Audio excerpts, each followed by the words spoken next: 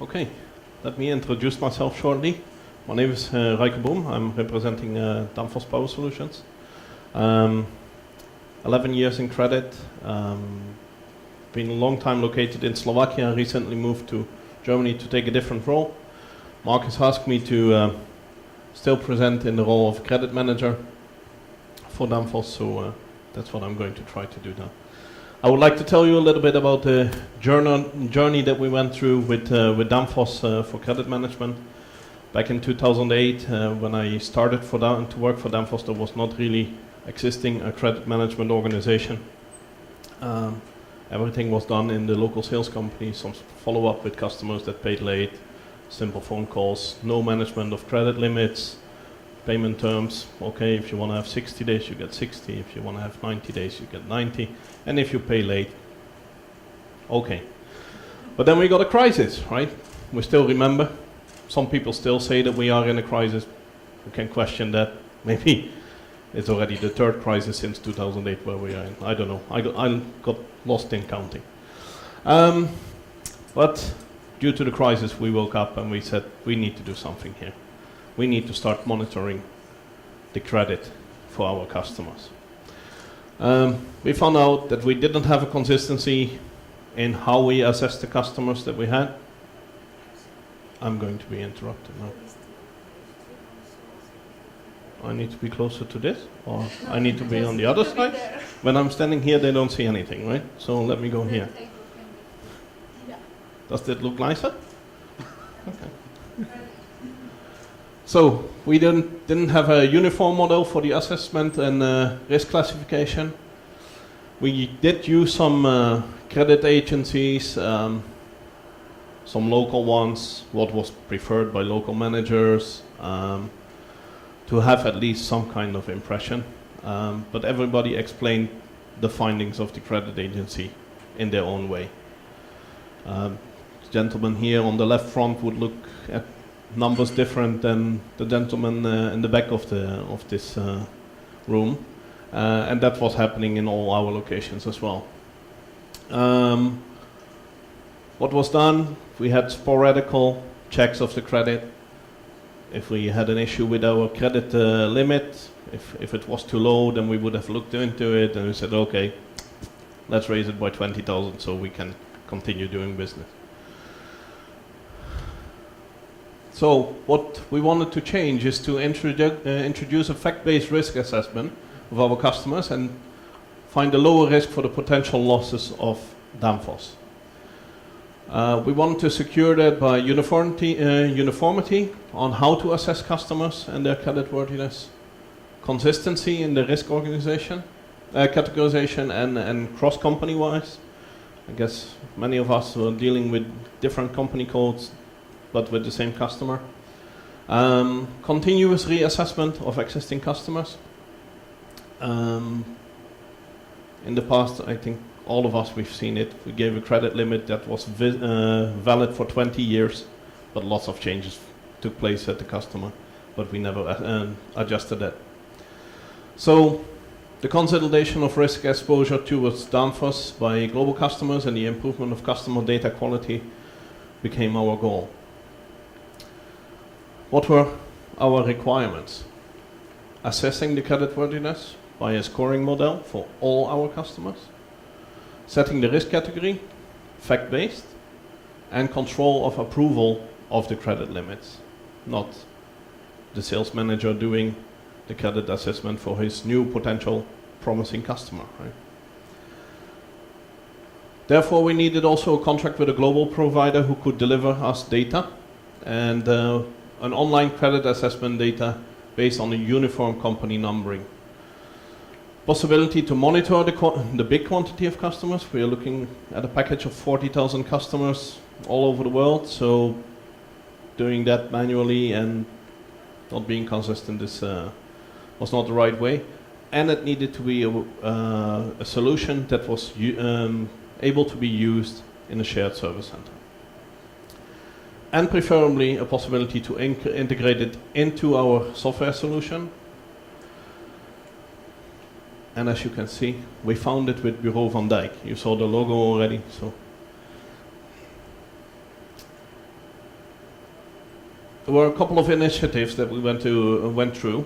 Uniform way of assessing the customers, as mentioned before, consistent risk category assessment, actively monitoring the changes in the customer's risk profile, and a capability to present a global consolidated risk profile. The reassessment again, and the control of approval for credit limits. And then we started to work with Bureau van Dijk. Bureau van Dijk could provide us a lot of data based on company structure, behavior in financial topics of the customer, but we wanted to combine this with our own experiences with our customers. Bureau van Dijk is, of course, delivering lots of data to us, but we, dealing with the customers on a daily basis, we might get information earlier, we might see some trends earlier on. Maybe the customer just pays us later, but it might have consequences for us.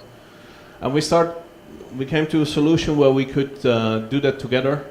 So here you have, for example, a Danfoss overview. It's where we have the key financials on the left side. We have own information, also an own Danfoss score that we are using to define which risk we want to go into with our customers. I like myself also the external rating trend on the right down corner. It's the trend that Bureau van Dijk is showing us. It's for me personally, it's very helpful. So we have combined this everything into one tool. So Bureau van Dijk is updating more or less on a daily basis information from the customers, and the data that we put in, we can upload it, for example, with an Excel file or by FTP server. So we have an updated system that we can use on a daily basis.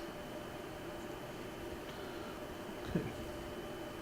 Corporate structures is provided by Bureau van Dijk. So one more time, some own information. The Danfoss scoring was taken, for example, also taken into consideration how many years we are doing with the business with the customer. What's the confidence level? We have some data behind that, and we build that together with Bureau van Dijk in the scoring model. This is a little bit what I wanted to present. Any questions so far?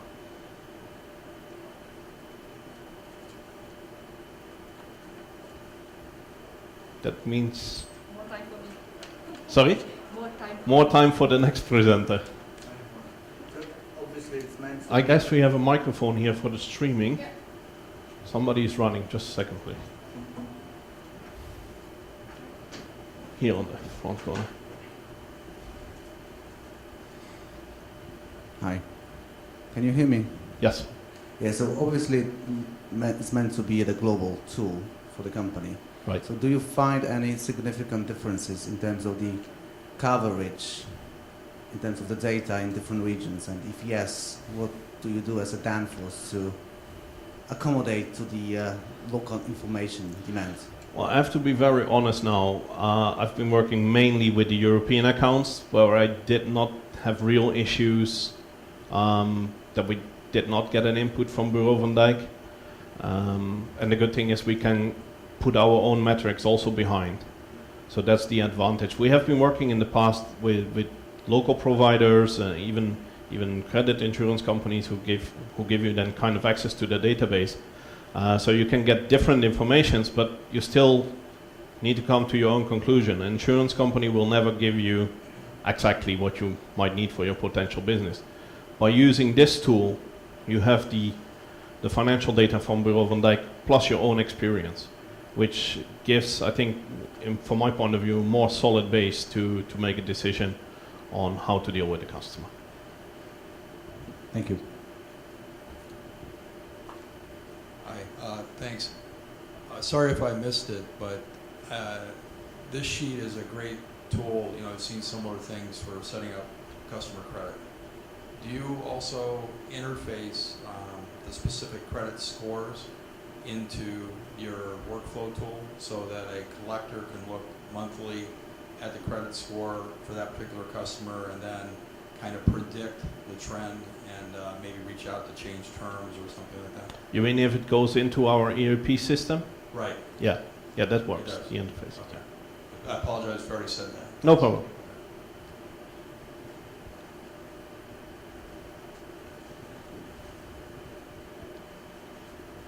Well, I'll have to say this will be quite similar to what I will go to present tomorrow morning. But one question in regards to this, or actually two. One is you mentioned that you were consolidating a group exposure. How do you do that in your perspective here? Well, we use this information, but our credit limits for the group, we have it managed in our ERP system with one, preferably with one credit limit for the whole group that we are doing. Okay, and then you split it up through the SAP system. Well, how they can use it. In our subsystem, we don't necessarily split it up by, let's say, my global account having 5 sub-accounts, so they pull all from one credit limit, and it doesn't matter if 20% is taken from and 30% by the other. So too. So that actually means that the different companies within Danfoss, they can, the first comes get first served within the credit limit or what? At this moment we work like that, yes. Okay. Might be a subject to change in the future, but we are happy that we have got this since 2008. We've been going through lots of progress, and I think for now it's sufficient. Okay. Second question was in regards to you do implement all the information into SAP with the scorings and so on that you do in your scorecard, so that you have all the information available in SAP as well, or is it just on the scorecards? Good question. I'm going always into this one, into the scorecard. Okay. I don't know. It should be somebody from Bureau van Dijk here as well. I guess they left me alone now. But I think there is a I'm asking silly questions. No. But there was supposed to be here somebody from Bureau van Dijk in case it would be a technical question. I don't know if it's possible to do it into the ERP system directly. But they are here, and I'm sure that they're willing to answer your question. Thank you.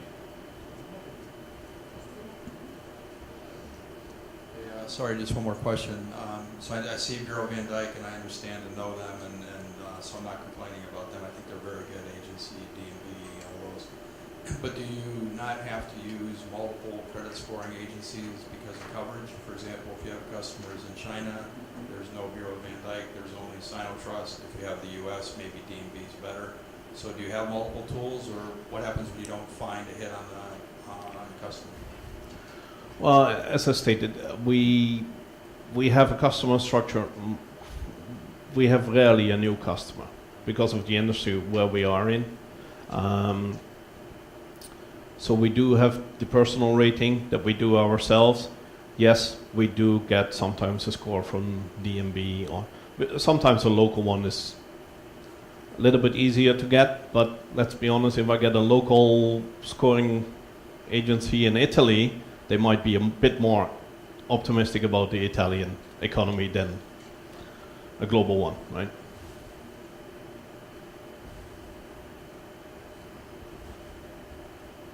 So, quick question. So you're using in your scoring the outside scoring from Danfoss, right? And you're using your own internal data. So can Yes. you give us kind of an example? What are the key metrics that you calculate internally that you're using, which are the most important for the scoring? Well, we include payment behavior that we see directly. We take into the consideration the payment terms. We take also the locality of the customer. It's all going in there. Projects that we might be working on with the customer, some new development. I'll still a question in the middle here.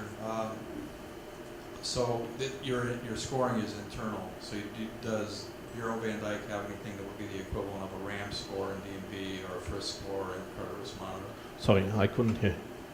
Is there a score that they have that they calculate?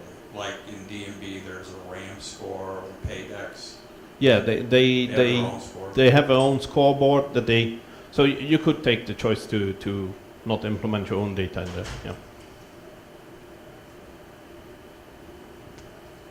I need to stop now. Thank you for your questions and your attention.